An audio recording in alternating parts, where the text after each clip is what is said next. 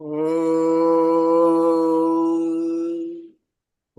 सहना भवतु सहनौ भुनक्तु सह वीर्यं करवावहै तेजस्विनावधीतमस्तु मा विद्विषावहै। ॐ शान्तिः शान्तिः शान्तिः।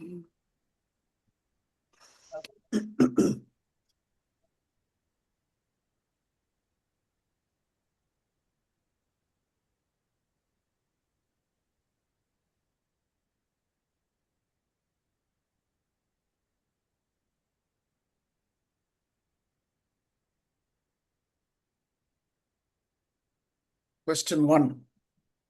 Poems The Toys. In this poem, the final para says, quote, "A preceptor signified by father looks sympathetically at their pettiness. Like the father of the boy, the preceptor also feels sorry for childishness of human beings." Could not understand the sentence. Who is the preceptor here?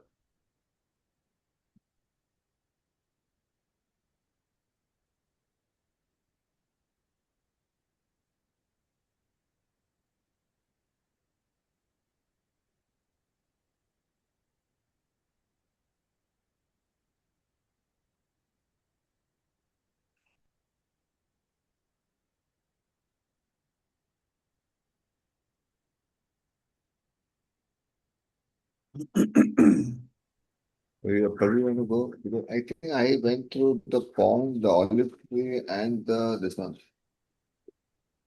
Prabhu is just Firstly, ahead, and so he's just asking questions. So okay, okay.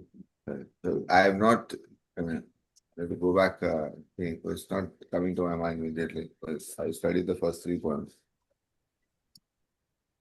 no, when we said poems 1, 2, 3 means 3 classes, Chapter not lectures. 3. So Sorry. not 3 poems. As you know, now I'm just going through Yeah, understood. Yeah. all the. Yeah. So I went through the first three poems. So I'll just join. Yeah.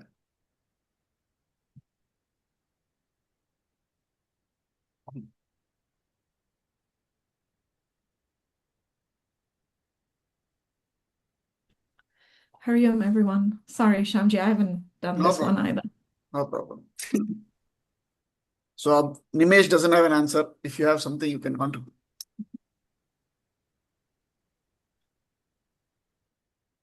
No, I only did the turkey and the ant, and was it the daffodil? I haven't done this one. I've missed one lecture. Yeah, Oh, you sorry. missed one. Okay, okay. Yeah.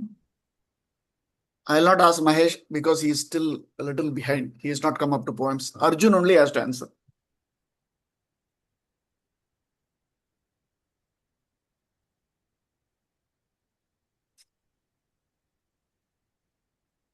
Arjun, you have anything to add? Swamiji, I myself have not started that. Okay. The poem The Toys talks about how the boy who was playing with all these worthless things, and then when he had disobeyed his father you know, slaps him and then leaves. The child is really crying and then goes off to sleep. So the father, after some time, by evening, he thinks that he has done something wrong. So he just goes and sees. And the child is sleeping. Still, the eyes are wet. And to console its heart, the child had kept whatever it had value for. Some marble, some shells, and all these things. And then he sees that, and then he says, he also feels, sorry for the child. The child doesn't have a mother, so he is the person who's taking care of everything. So then he philosophizes. What is his philosophy? The philosophy is only the toys have changed. The child is playing with all these worthless things. What are adults playing with? The adults are also playing the same type of toys. The child is playing with the toy car. Adult is playing with the actual car. Same type of toy is different. The child is playing with dolls. Adult are playing with live dolls. called children. So everything is same. So just as, that's what he's saying. The preceptor means the guru or the teacher or the master. The master feels sorry for the childishness of the human beings, human race, which is running behind all these things which are worthless. Worthless in the sense you can't take anything with you when you go. Similarly, the child is playing with all the worthless things. A bottle of bluebells, and then he says a copper coin, French copper coin, because it's in the UK, so there's no value for it. All these worthless things, to which he philosophizes, what is the difference between me and the child? It's no difference. And what does So the is this master? Sorry? is the father is kind of here repenting for the mistake that he did by beating the child, and he's thinking what as a master here, or I didn't understand that No, no, part. no. The once he sees this, and then he thinks about what is our worth. Okay. And just as finally he actually, why is he going to see the child? Because he is actually, what he is saying, he is sorry for the childishness of the child to have behaved like that and then playing with all these things, right? Similarly, the masters always come back and then teach the adults and everybody, because they are also sorry for the childishness of human beings. So that's the comparison. Just as a father, he is sorry for the childishness of the child. Similarly, the masters are sorry for the childishness of adults, Okay. that they are spending a whole lifetime on things that they are not going to carry with them. They are putting time, effort, and everything towards that. That's what he's saying. So what are the pursuits that they have? These are the 7 pursuits: name, fame, power, position, status, money, family. You will see in the commentary of this poem. 7. These are our petty attractions. So the master is sorry for our childishness. Just as the father does not give up on the child because the child is childish, the masters don't give up on us because of our childishness. They still come back and educate us. That's what he said. Is it okay? Are you clear, Prabhu? Yeah. Thank you. Anyone else has any clarifications?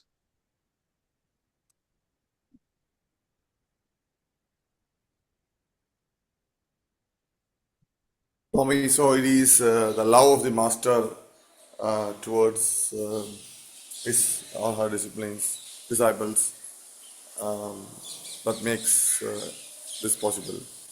Correct, correct. The identification and love they have for them. That's why they keep repeatedly coming back, because they understand. They have the potential, but they are wasting it on all these things. That's what it means. Yeah.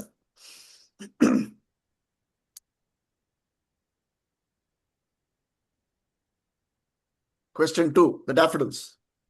How many have done the daffodils? I'm just asking because Sherin has done it. Okay. Daffodils. In this poem, the spiritual enlightenment encompasses 3 disciplines: karma, bhakti, and jnanam, followed by meditation. While karma and jnana was clear, I did not understand the devotion aspect of the reference in the poem. Prabhu is the questioner.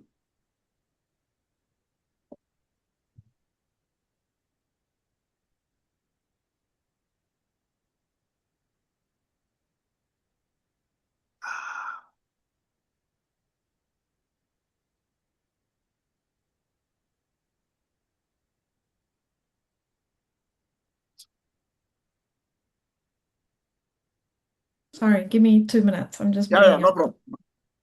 So while she's answering, I had one other question. In that poem, right, there is a part that says, "For oft when on my couch I lie."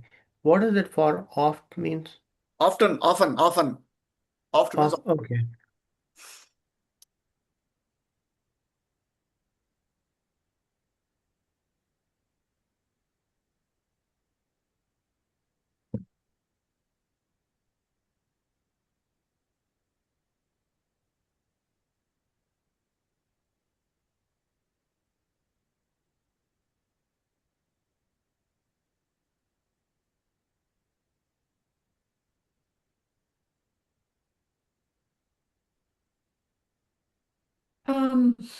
This may not be precise, but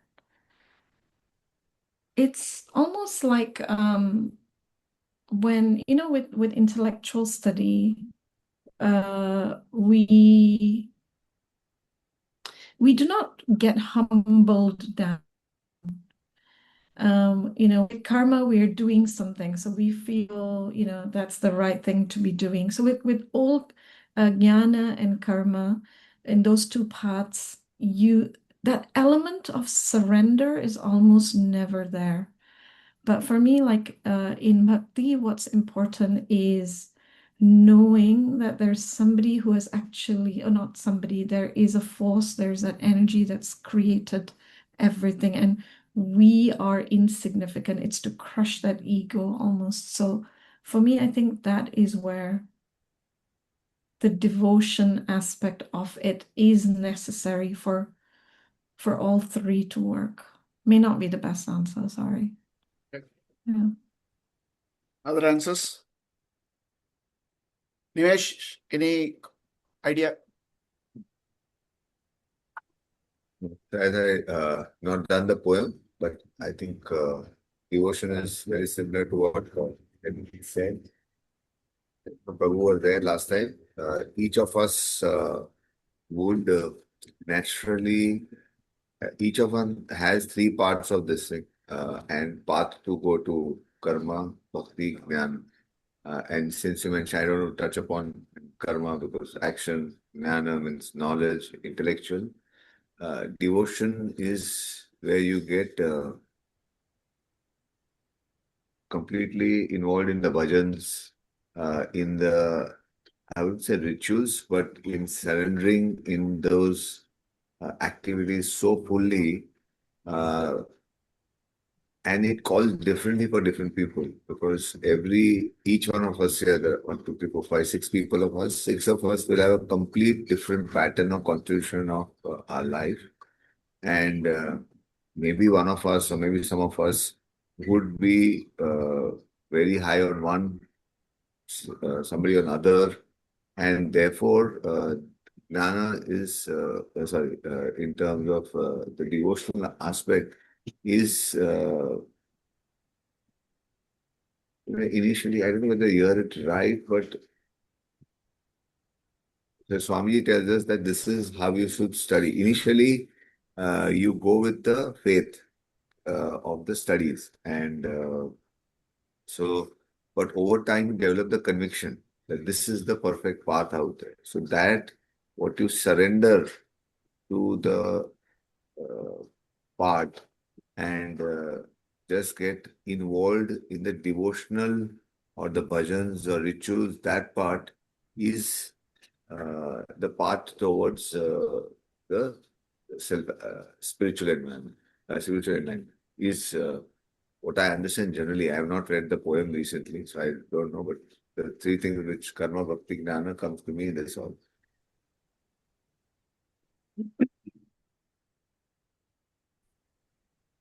So if you take the poem, Prabhu, because he asked for the reference in the poem which refers to devotion, right? So in the first verse, after he finishes a host, comma of golden daffodils, then you see that from there up to line 15, I think, whatever he is explaining in ecstasy, beside the lake, beneath the trees, fluttering and dancing in the breeze, continuous as the stars that shine and twinkle on the Milky Way, all that, right? Mm-hmm. Tossing their heads and the wave besides them dance, but they outdid the sparkling waves. A poet could not but be gay in such a jocund company. Until that point, there's a definition of devotion.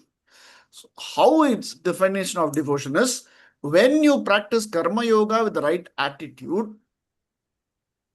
with that seva, the attitude of seva, where you surrender your ego and everything, which is symbolized in the first few lines. He is floating on high over waves like a cloud. What is a cloud? The cloud is a symbol of sacrifice. Why is a cloud a symbol of sacrifice? Because all of us can sacrifice so many things, but cloud has something unique. It sacrifices itself completely in the process. So it is a symbol of greatest karma yoga is the a cloud. So when a person does that, then he gets that ecstatic devotional experience as it were because of surrender of the ego. That is how it's given here. Because Okay. if you see the daffodils, have you seen the daffodils? Flower? Yeah. How Wordsworth got so inspired, we don't know. Daffodil looks like a very ordinary flower. It's not something, no. But It is because, beautiful. correct. So therefore, their inspiration is so different. How did the inspiration come? Because of the selfless thing that when he saw something simple, he got that inspiration. This is the indication of bhakti in the poem. So when you say cloud as a symbol of complete symbol of sacrifice, because it's like it completely gives itself in form Correct, of rain. correct, correct. And Like, it dissolves in the like process. Similarly, can you yeah. dissolve your ego completely and just perform action? So Okay. that's why it's a symbol of karma yoga. The cloud symbolizes the greatest karma yoga.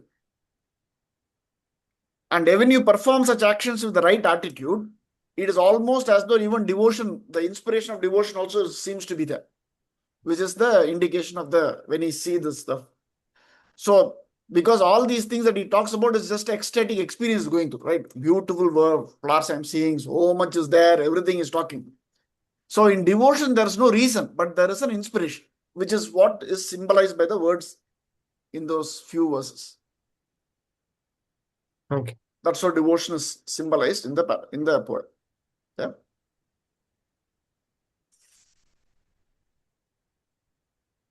Any questions?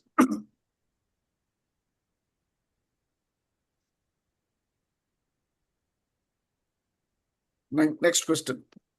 I think this, at least, I think Nimesh may be able to answer based on his past thing. Letter to the Earl of Chesterfield. I assume the letter was written after Johnson's first dictionary was published. Why is this a valuable piece of English literature, and why has Guruji added this literature to his poem collection? What is the context?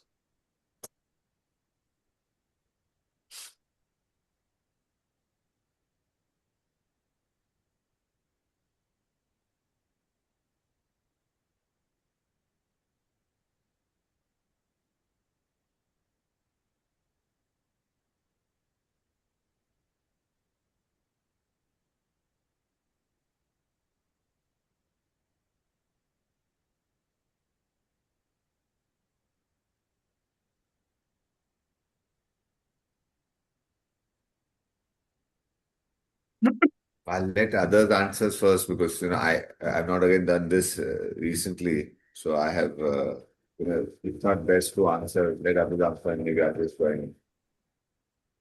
I don't know whether anybody has done it. Shamji, this is from lesson 8. I know. I think Prabhu Yeah. is a little ahead, so True. he just kept on asking questions. And what is it? Acha.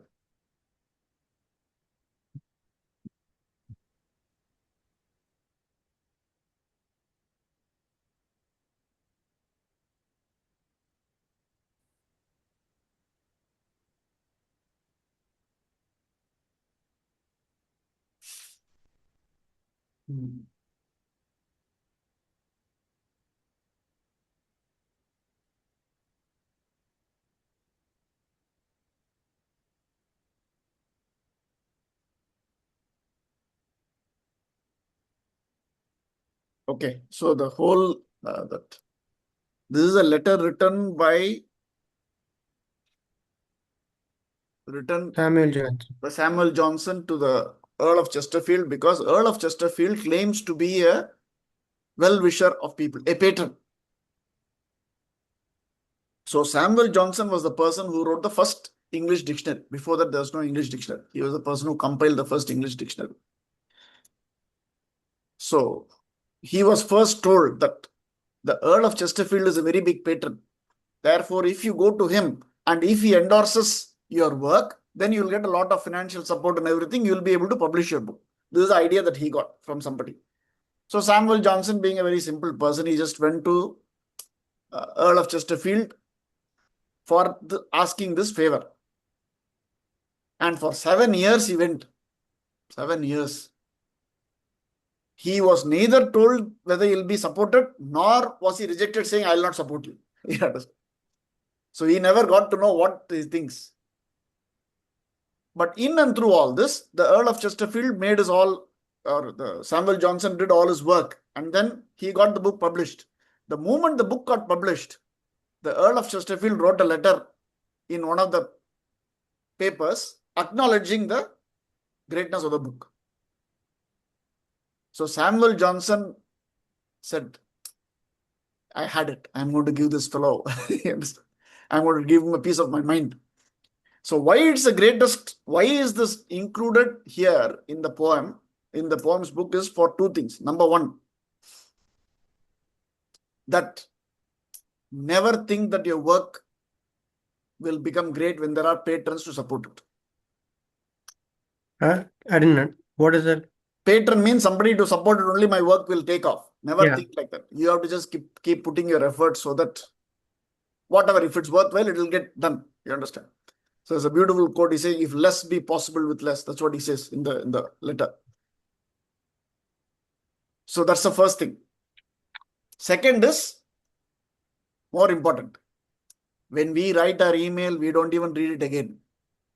Imagine a letter being read after 250 years. How valuable is sort of the way it's written. So he didn't speak one wrong. He didn't put any wrong words. But in the whole process, he sent the message to the patron saying, I don't need this help. So to establish those things, this letter is being put as the thing in the poems. Of course, this is there. Mark Antony's oration. These two are the only prose in this whole poems book. The most important aspect is the patron part of it. If I had this person's help, I'll be able to do this. If I have that person's support, I'll be able to do this. Don't think about all that. If you are doing something worthwhile, just keep at it. You will be able to get it. Then you get it out of your own strength, not out of other person's support. So to establish the idea is given that point. And also that a lot of times when there are people who are saying they're your well-wishers, what you should understand? Anyone? What is it? They are not our well-wishers. They are not our well-wishers. Okay. What do you understand? Anyone?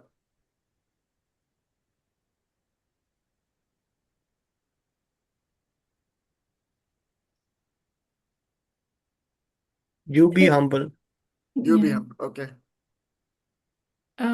Basically, like, do it, but don't do it with the intention of success and everything, right? Okay. Maybe be aware that they might exploit you. They might exploit you. Okay. Your well-wishers are your well-wishers. You really know somebody as your well-wisher only when you are in trouble and they are there for you. See, this is what happened, right? When he was doing very well, book is already published. He is writing a letter saying, oh, recommendation. Everybody should read the book. Already the book is bought. It's already sold. You understand? When he was in dire straits, he needed help. He never gave the help. So a lot of people, when they say, I'm helping you, it's only a lip service. They're actually not helping you. They are not wishing that. They are not actual well-wishers. This is what you have to understand. So you should not start something based on what people say. But at the same time, also understand a real well-wisher is a person when you're in trying times, is that he or she is there for you. When you are very nice and when you are of a power, you're in a place of position or power, and they're saying, my support is always for you, has no meaning. Because you don't need the support when you're doing well. You need support only when you're not doing well, isn't it? So these are things. So all that is being portrayed through this letter by Samuel Johnson. So that's why he gives a beautiful metaphor. He's saying, I was struggling in water, trying to save myself. Right? You said, I'll help, but you're standing in the shore. And when I came to the shore, you're asking, oh, how are you? How are you? Has it any meaning? So this is the nature of people in the world. You should understand. He is not saying that person is wrong. He is making us understand that this is life. A lot of times people will say, I'll do this, I'll do that. They don't mean it. Don't take that seriously. Start something based on that sort of a thing that people say. Is it clear, Prabhu? Yeah. Shamji, I have a question for this. Like, Yeah. how do you ensure, like, even thinking that way, there again, we're building resentment though towards the other person. So when you Yeah. analyze and understand that people are of this nature and you do not hate them for it, it is analytical. But the moment the analysis is followed by the mind's reaction to it, which is negative or hated, anything, then it is wrong. So you need to analyze and say, this is how the world functions. Just because you're saying this is how the world functions doesn't mean you're a skeptic. But if your mind reacts to it negatively, then you're skeptic or negative in your outlook. Because when you analyze objectively, you'll understand. World means different types of people. Very few people are there who will be there to support when I have a trying times. Most of the people don't mean it when they say that. You understand? So this thought is there, but that doesn't mean you are condemning those people who are not helping and you're putting the people who are helping on a pedestal. There's nothing like that. If the mind does it, then it's wrong. Otherwise, you need to have this assessment or you will be lost in the world. So, very simple. Is the mind reacting or the intellect analyzing? If it's the intellectual analysis coming to a conclusion, no problem. If it's the mind's reacting to it negatively, then it is wrong. That should be avoided. So, Shamji, this week I was on a school trip with 120 children. And we've done this a lot of times. We take a lot of care, but they introduced this new guy, and he is like the head of trips, and he's like just starting to get his feet into the business, into the school. He has still a very small role to play, and he says he's learning, and he came to observe our trip. Three of my students were sick, and we had to actually send them home, and we were 4 hours away from Jakarta, so it was quite a big thing. One of the things I stated was, we went trekking, and as a result, and the weather was bad, and students had to walk in that rain. And we are dealing with very privileged students who, protected drivers, chauffeurs, nannies, maids, everything. So taking them out there for 3 hours or 4 hours on a walk, and when they came down, 3 kids had to be sent home straight away. His response at that time was, it really hurt me just to a small extent, and that's why I'm reflecting on it. He said, this is a misconception that some people from some countries have, that when you take people out in the rain, they get sick. So at that moment, my mind's instant reaction was like, but then I was like trying to hold it, and I was like, no, I got to stop thinking this way. He must have a different meaning. So sometimes between that transactional world and what we are learning, there's like a really hard friction. And like for probably like that evening, I wanted to spend time thinking about it, but I was like, okay, just leave it, just move away from it. What would you do? Like when you know that it is incorrect when people are saying some things, but on the other hand, he may have a point. I don't know. I was very confused, and it left me agitated. That's what I should say. So you should understand, when the knowledge was not there, right? Either you wouldn't have recognized this thing, or you would have been constantly agitated, right? So now with the knowledge, there's agitation, but you also are questioning the agitation, right? So this is the first step in development. Otherwise, the whole thing is we'll put the onus on that person. Why is he saying like this? And agitation, and you're justifying the agitation on the other person's reaction to things or other person's words.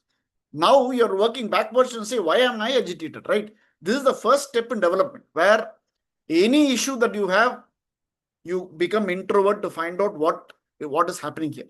So this is how the knowledge is seeping into the system. The moment you have complete wisdom in that area, what will happen is instantly you understand Different people have different views. I can't sit in judgment with his views, and I can't sit in judgment with his conscience. He may have his views. I have nothing to do with it. Or whatever I say or do is not going to change his person's views. So why am I getting agitated? We as a group, you analyze. Or whatever he says, analyze. Is it that this is my nature? It's not my nature. So you take the statement, analyze it, apply it to yourself to see whether it works for you or not work for you. If it is something that he's stating with which you are able to see you have that quality, correct it. If it is not the case, just leave it. See that when Buddha was walking with all his disciples, one fellow stopped them in the middle of the road. And you say, you are such an idiot. You are a person who's always taken all the youngsters and you're making the life like this. Full giving. And all the disciples were just waiting for Buddha to just tell him. Then they would act him because they're more in number. Buddha didn't say anything. And they all moved. Then they moved on everything. And in the evening satsang, when they were all sitting, one student asked him, sir, he said so many things. If only he had told us, we would have just finished it. He said, who said what? So the master's teacher, who said what? He said, oh, that person who came in the morning, he shouted. He said, he gave it. I didn't take it. I left it with him only. You took it. Therefore, you are still agitated. That's what he said. So when the person gives, you have a choice of taking it, allowing it to affect you or not, isn't it? You don't take it, where is the problem? He said certain things, he said certain words. It didn't apply to me, I just left it. You guys took it, reacted to it, therefore you are paying for it with your agitations. So similarly, when people say, it's not that you become indifferent, you'll try to learn something from it. Because it's very difficult for us to be objective to ourselves, isn't it? All of us, heart of all, think we are the best person. So when somebody says something, don't have to be affected by it. Oh, do I have this quality which I've missed? Is this person a mirror showing my image to me? You analyze. And then you find out based on your experience, you don't have that. Then you dismiss it. If you see that you have it, correct it. So either way, there's nothing to be agitated about. Whether you're correcting yourself or changing. Yeah. Thank you. That's very helpful. Yeah. Any other questions? Who has done village preacher? A long time ago in one of the other books, I think. Yeah. Yeah, village preacher is there. Because Prabhu's next question is, simply put, can you please explain village preacher? As though it's like, it's like 2-sentence poem and he's saying, can you please explain the village preacher? One of the long poems in the, of course, not the last 3 are the longest. It just there are like a lot of metaphors there, Ah. and I'm trying to understand. So I thought maybe I would just listen from your perspective. What do you? Because you have a very good way of explaining things. So this village preacher we take, even in the poems class that I was doing, we take it over 1 or 1.5 classes because like every line has something to say. So just to give a gist of it, what he is saying is that the village preacher is it's a depiction of you could say a perfect human being, or a perfect way to live life. That's the whole explanation. Who is that person? The village preacher. See, if you read the chapter 2 of the Gita, perfect human being, we are actually who? I think Sharin is attending the chapter 2, Mahesh and Arjun. We are going to perfect human being from verse 54, chapter 2 to the end. Now, that's much higher. This is much more lower, but it explains what sort of a caliber, a description of a perfect human being in our language, in the language that we can understand. So the poem starts by saying that when people are all leaving the villages and going to the city because of all the financial prospects, this person stayed in the village itself. The village preacher did not leave. Right? Why did he not leave? Because the demands of his mind was not so much that he had to leave this for opportunities in the world. The word passing rich with 40 pounds a year says that richness or poverty is not in the quantum of wealth that you have. It is to do with what? What is the definition of richness? What is the definition of richness? Rich. Swami, when your earning is spending is less than your earning, you're rich. Spending is less than earning. Yeah. When your desires, don't say spending, when your desires are well within your income. Because, Mahesh, you may be spending less, but your desire is always to say, I want that, I want that. Then also you are poor because you're always saying your income is not enough. So it is not just the quantum, it also is in terms of the desire also. But usually what you're saying is right. When you have a desire, you will also spend. So in a way, that's a benchmark.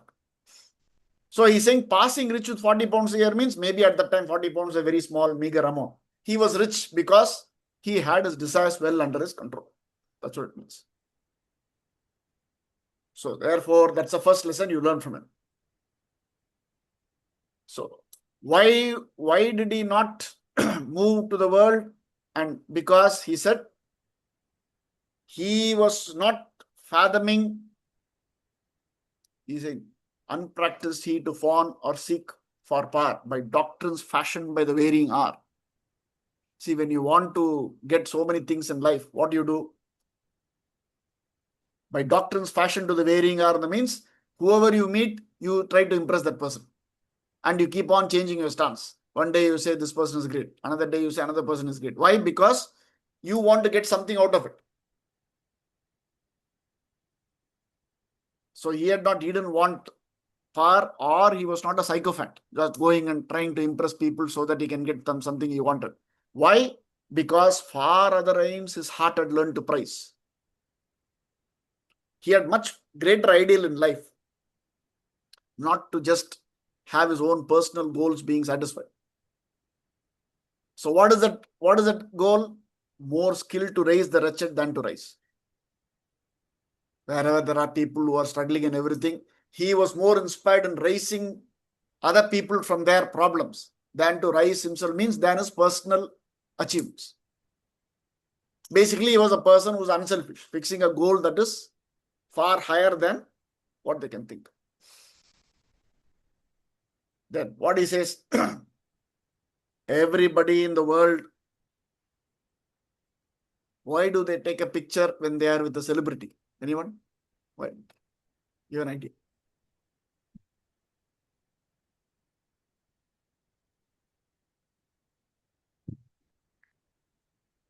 Source of inspiration. Huh? Desperation. Source of, Okay. or model their behavior or something. Okay. Arjun is meeting me every week. He's not taking photograph with me. I'm not saying you should take it. I'm saying,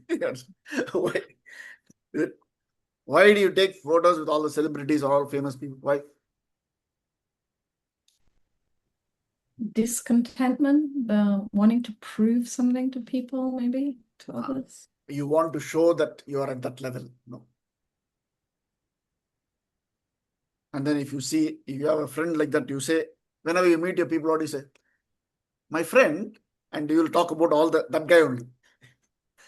My friend is billionaire who came today. You understand? So we think that we are very powerful if we have powerful friends. If we are in the, all that. He says, who are his friends? His friend was a long remembered beggar. Person who was always begging in the street was his friend. Second, who is his friend? A ruined spendthrift. Ruined spendthrift means all the money he had, he spent. He doesn't have anything, money. You understand? Ruined spendthrift. So he didn't have any money even to eat. When he came to the preacher in his house, he gave him food and all, and that was his friend. And the broken soldier. Broken soldier means the fellow has already lost everything, and he always keeps talking about, in the war, this is what happened. I went and fought valiantly. Every day he's giving the same story. These were his friends. So he's saying when you are at that level, because you want to uplift only such people, those people are your friends. Your friend is not Virat Kohli, Shah Rukh Khan. Ambani is my friend. Every day I go and have tea with him. Ruined spendthrift. You understand? That long beggar, broken soldier. So that's what he's saying. Because the person is self-sufficient, he doesn't find that he needs that sort of a company to establish his stature. You understand? That's what he's saying. Then, see, pleased with his guests, the good man learned to glow. Pleased with the guests. All these fellows talking to him, he is very pleased with that. It's not that, oh, I have to be sitting with simple people so that I can prove. That's not what it means. He actually enjoyed their company. That's what it means. He enjoyed their company, whatever they said. That's what he's saying. Pleased with guests, the good man learned to glow and quite forgot their vices in their woe. He didn't say, oh, spendthrift. Why are you spending time with the ruined spendthrift? Why are you spending time with the beggar? No. They all had problems. Seeing that, he forgot their vices. See, there used to be one fellow. This is what Swamiji said. No, that fellow who had leprosy, one of the beggars, he was near Swamiji's house in Malabar Hill. So he used to keep smoking, the beggar. So whenever Swamiji goes on any travels, he'll buy the best cigarettes and go and give him. And then they said, oh, how can he be so bad? Isn't smoking bad for health? Why are you giving all that? He said, the only joy that he gets in all his leprosy and everything is smoking a cigarette. Let him have it now. You understand? Quite forgot their vices and their woe. Let him have that vice. Small thing, he just enjoys. Just give it to him. You understand? So careless their merits or their faults to scan. He is not bothered about, oh, what great merit he has. And he doesn't scan the faults that the person has. He just treats the person as another human being having their own problems. His pity gave ere charity began. The first is the mind follows the pity. Pity is the condition, means the mind identifies. Before charity began means before the hand gave, the mind felt for that person. Most of the time, our charity is just because we have to do charity, we give. But from the heart, we are not giving. So here is saying the most important thing is first to feel that emotion and then pass it and then translate it into physical love. So what was his pride? Relieving the wretched was his pride.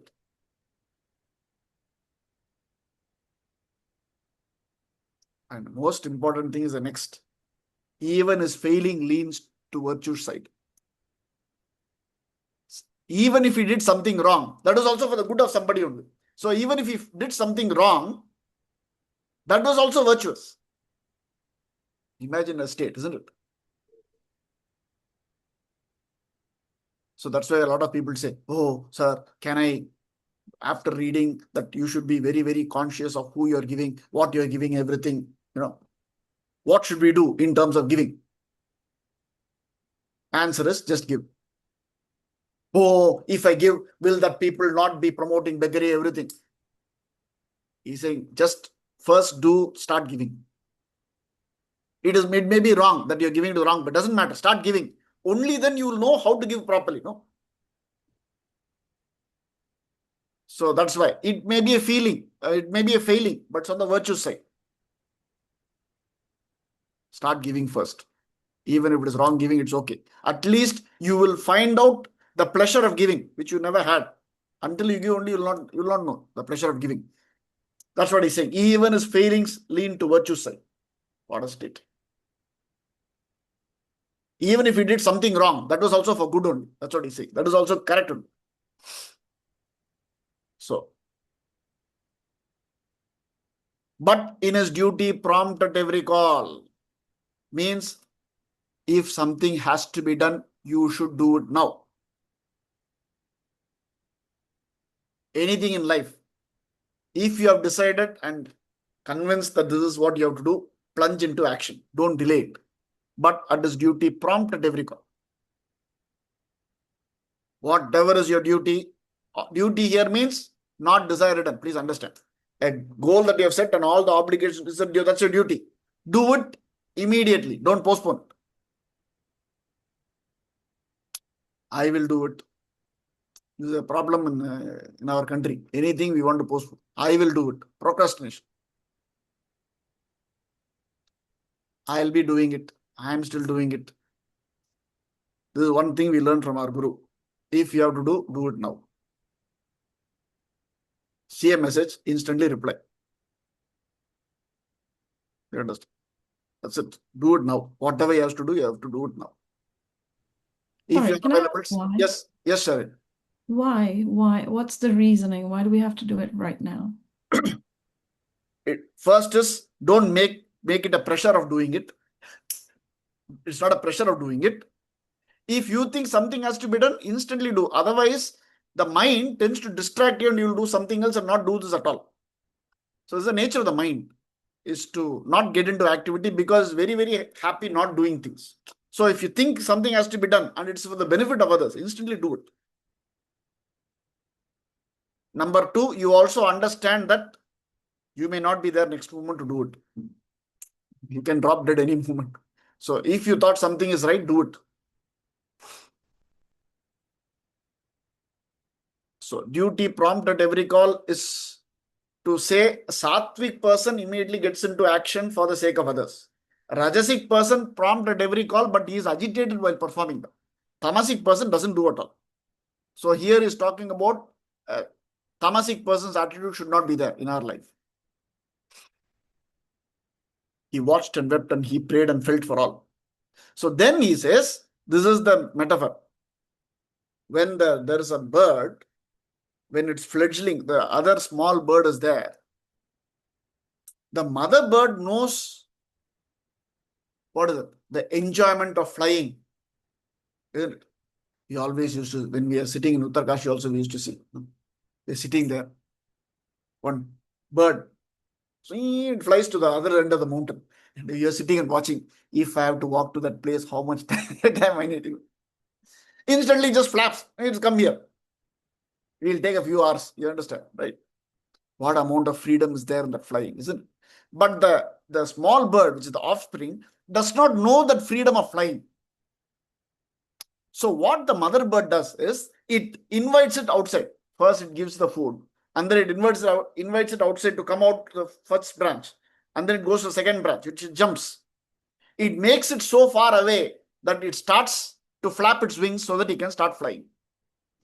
Because the mother bird knows the amount of freedom in flying. But the offspring does not know because it's never flying. That's what he's saying. Tempts its new-fledged offspring to the skies. The moment it knows flying, it's always flying. Doesn't want to come back. Similarly, what he did, the village preacher understood that each person's capacity. What is the capacity of Nimesh to be whatever he is? What is the capacity of Prabhu? What is the capacity of Sharon, Mahesh, or Arjun? So he is saying he tried each art, reproved each dull delay, allude to brighter worlds and led the way. He gave them the exposure to the knowledge and exposed them to their own capacities so that they can work to their optimum and grow.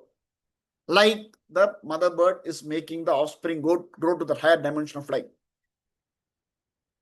Allude to brighter worlds and led the way. Led the way means he himself practiced that sort of a life where he was also working that way. So this is one thing that we tell parents. You should always lead the way. Can't give sermons. You should lead the way. Then the children will learn from it. So that's what he's saying. And beside the bed where parting life was laid, and sorrow, guilt, and pain, but by turns dismayed, the reverend champion stood. So when they have this thing, right? When the person is in the deathbed, the father goes, the Christian faith, right? So similarly, he's a village preacher, no? So he was there. At his control, despair and anguish fled the struggling soul. Comfort came down and down the trembling wretched rise, and his last faltering accents whispered praise. In other words, this man was so inspiring that even when the parting life was there, when they saw that person, they were getting inspired. Just by his mere presence, there was inspiration.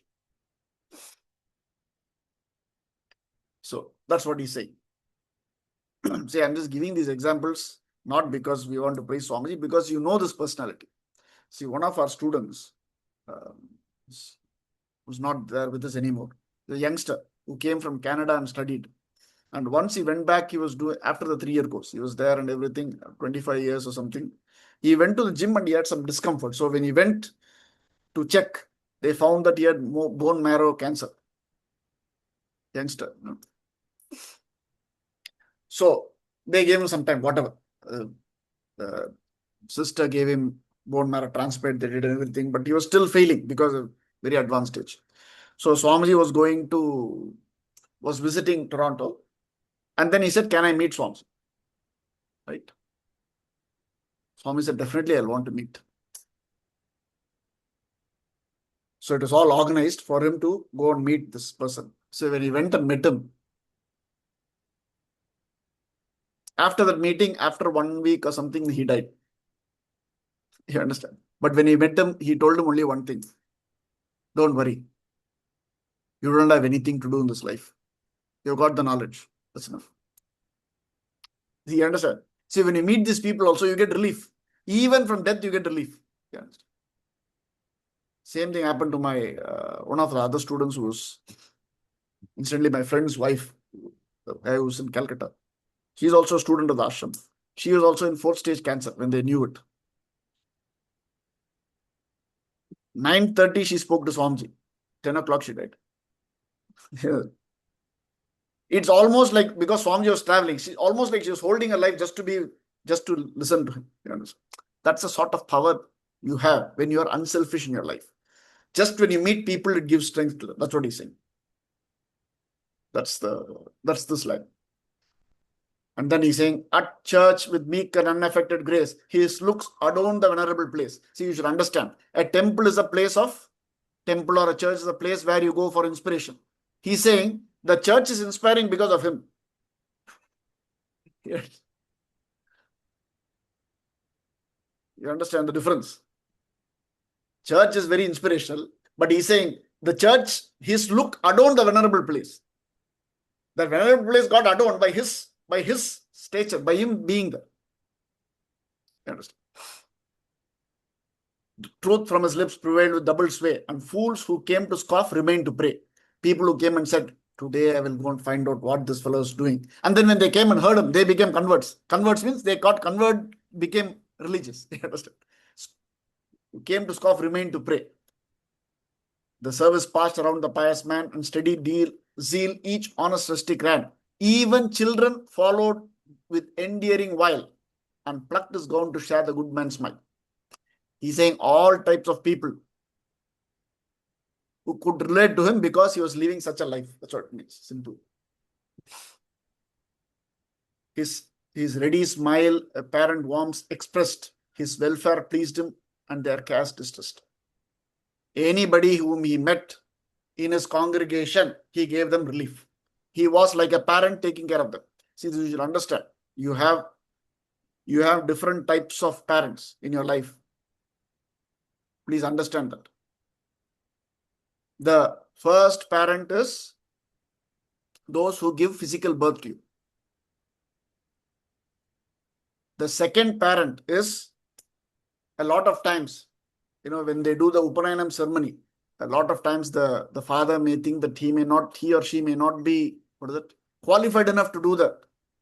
So they may put somebody else to do it. They may add a Purota, somebody who's qualified to do it. The second parent introducing them to the spiritual aspects of life. Spiritual parent is your teacher or your guru. Spiritual parent. So the Veda says that there are different types of parents you have. So he is a spiritual parent, means all their congregations like children to him. That's what he's saying. His ready smile, a parent's warmth expressed. like a parent. Who is a true parent? This is very, very difficult to find out in our life. True parent is one who has so much unconditional love for the child, knows when to praise the child, when to censure the child. But no parent censures the child today because they are so dependent on the child, they can't see the child crying, frowning. So the spiritual father, parent, is the real parent because they first lead a life of values which the children can look up to.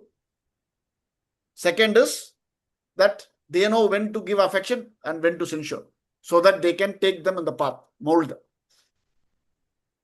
Their welfare pleased him and their cares distressed. That's all. When they did well, he was very pleased. When they were not doing well, he was distressed in the sense, but that doesn't mean he's affected. How does it mean? How do you know? The last metaphor. To them, his heart, his love, his griefs were given, but all his serious thoughts had rest in heaven. As some tall cliff that lifts its awful form, swells from the vale and midway leaves a storm. Though round its breast the rolling clouds are spread, eternal sunshine settles on its head. So you should understand, for a human being, the head is above the heart, isn't it? Heart is here, head is here. Heart refers to the mind, head refers to the intellect.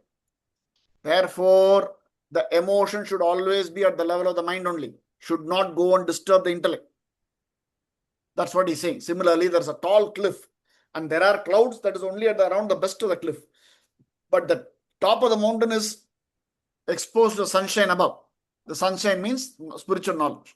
Similarly, your intellect should always be focused on the spiritual knowledge, even when the mind has all these feelings. So a lot of feelings will be there, but you don't give in to the feeling. You, with the knowledge of the higher, you handle it. That's a perfect human being. Because a person who doesn't have a feeling is like a stone or a plant. A person who has a feeling and can't control the feeling is like an animal. The prestige and dignity of a human being is to have feelings and have perfect control over them. Only if you have feelings, you'll identify with others, isn't it? Otherwise, you'll be a very rational person without feeling is also not a good sign. Maybe a robot. Correct. Have you seen Big Bang Theory? Yeah. Have you seen Big Bang Theory? No. Sheldon is like only intellect. It is so funny when you see him. Why? Because when the emotion is not there, it is also funny. Only emotion is there, is a lot of agitation. The combination is what is given in the last. Eternal sunshine settles on his head. The feeling is there, but the feeling doesn't rule your personality by itself because the intellect is there to focus on the head. So this is an indication of a perfect human being. I have just covered it in brief, just to have an idea. Any questions? No, that is a detailed explanation. Thank you. We usually explain more, but it's okay. As long as you are happy, I'm happy. Any other questions? If not, we'll conclude here. We'll meet in the next class. Hari Om. Hari Om. Hari Om. Hari Om.